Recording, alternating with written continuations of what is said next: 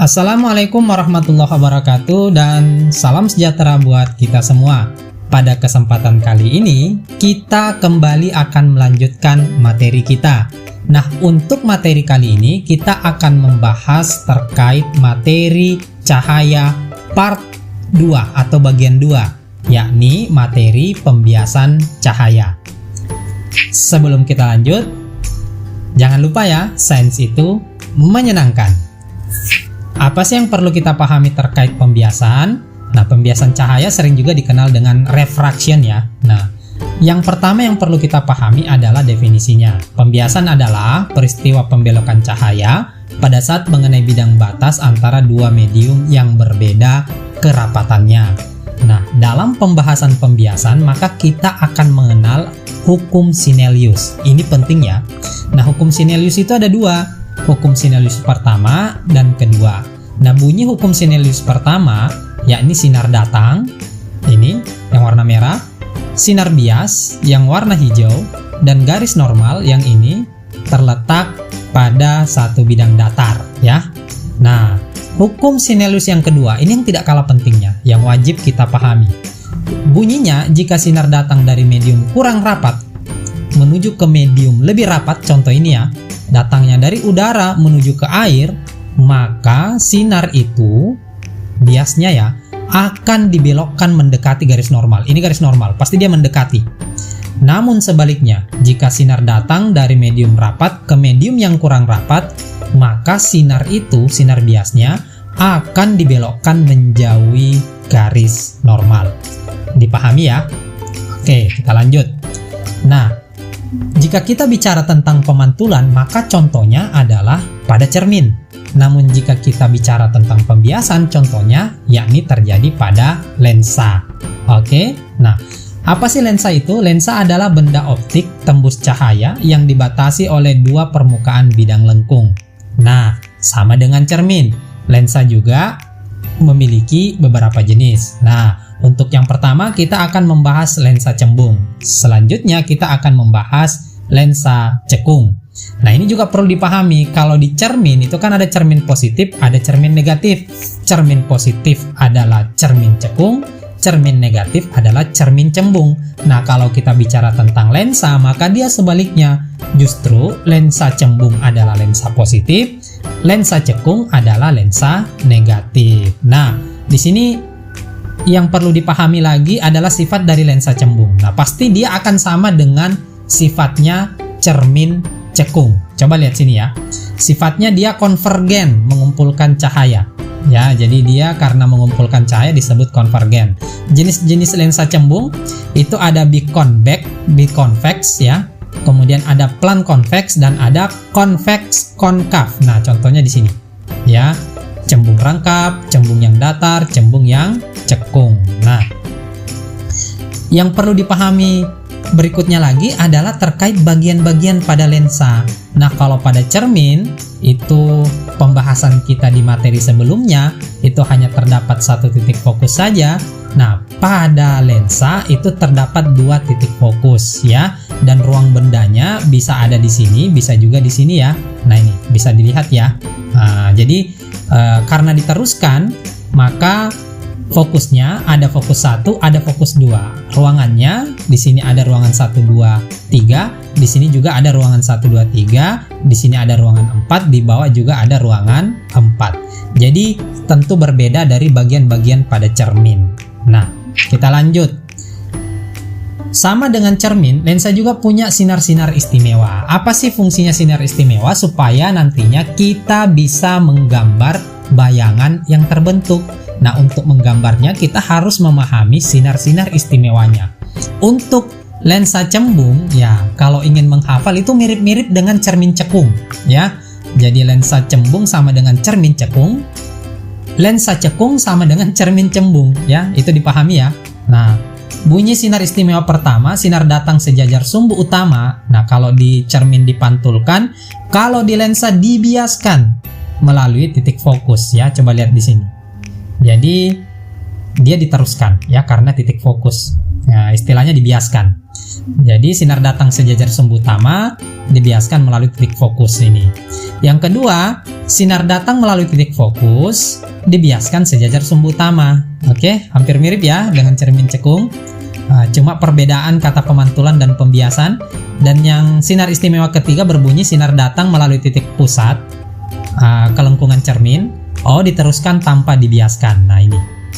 Oke. Nah, cara menghafal sifat bayangan pada lensa cembung itu sama dengan cermin cekung. Nah, ini saya tekankan tadi ya. Jadi sama dengan cermin cekung, hanya perbedaan kata dipantulkan dengan dibiaskan. Nah, penggunaan lensa cembung itu pada kacamata rabun dekat. Ini nanti kita bahas pada materi berikutnya ya. Alat optik, kemudian loop, kaca pembesar, lensa-lensa pada teropong, mikroskop, dan sebagainya. Nah, kemudian yang kedua, pembiasan pada lensa cekung atau concave lens. Nah, lensa cekung ini bersifat menyebarkan cahaya sehingga disebut lensa divergen. Jadi, persamaannya sama dengan cermin cembung ya. Jenis-jenis lensa cekung ada cekung rangkap, ada cekung yang datar, dan ada yang cekung yang cembung, bikonkav, plan konkav, dan konkav konveks. Oke.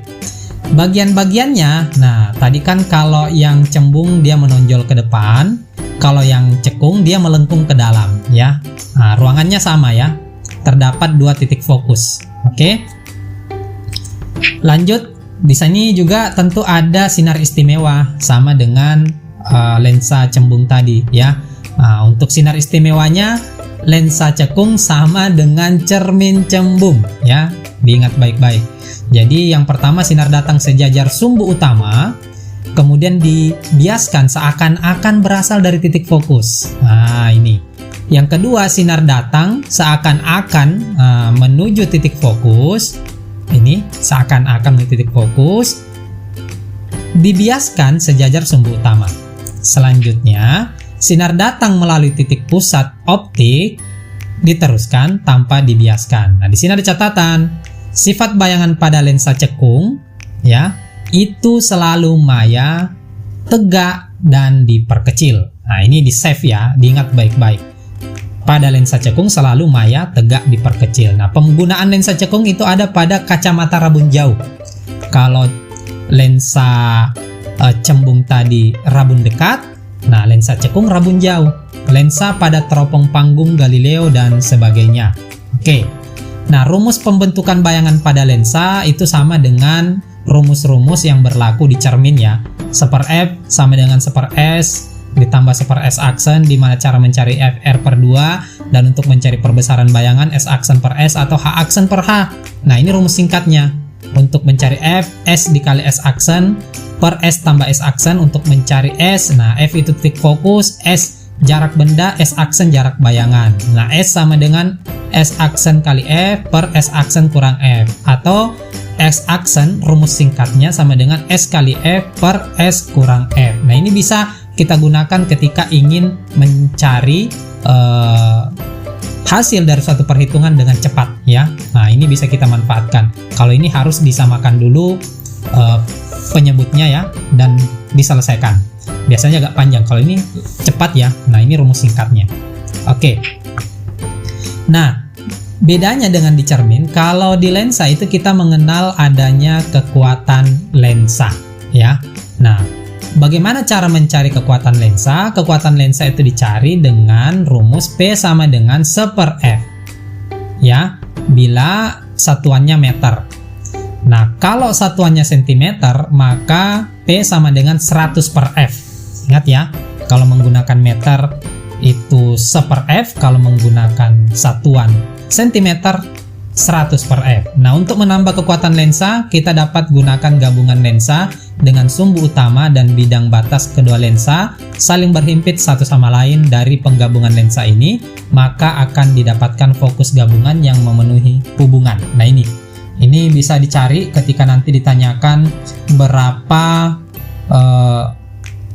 kekuatan lensa gabungannya. Nah, kita bisa cari seperti ini. Seper F gabungan sama dengan seper F1, F2, dan seterusnya sampai ke seper Fn ya. Nah, ini seper F kalau satuannya meter. Kita gunakan 100 kalau satuannya cm. Ini keterangannya. kekuatan lensa. Satuan kekuatan lensa itu adalah dioptri. Kalau yang lain-lain kan tidak perlu saya jelaskan ya, karena sudah kita bahas di materi sebelumnya. Titik fokus, jarak benda, jarak bayangan, dan perbesaran. Nah, di sini ada perjanjian tanda pada lensa. Nah, tadi juga pada pertemuan kita sebelumnya ya, pada pertemuan kita sebelumnya terdapat juga perjanjian tanda pada cermin ya. Ini pada lensa. Ketika S-nya plus, maka benda terletak di depan lensa. Ketika S-nya minus, maka benda terletak di belakang lensa. Ketika S aksennya plus, maka bayangan di belakang lensa. Ketika S aksennya minus, bayangan di depan lensa. Ingat dan selalu diperhatikan, ketika dia di depan lensa pasti bendanya nyata. Kalau di belakang, maka bendanya maya. Ya, diingat baik-baik. Nah, F dan R berlaku tanda plus ya, atau sifatnya positif untuk lensa cembung. Nah, kebalikannya ya dari cermin. Nah, sedangkan F dan R bernilai minus untuk lensa cekung atau konkav. Oke, demikian materi kita terkait cahaya part 2, yakni pembiasan cahaya. Sampai ketemu lagi di materi kita berikutnya. Wassalamualaikum warahmatullahi wabarakatuh.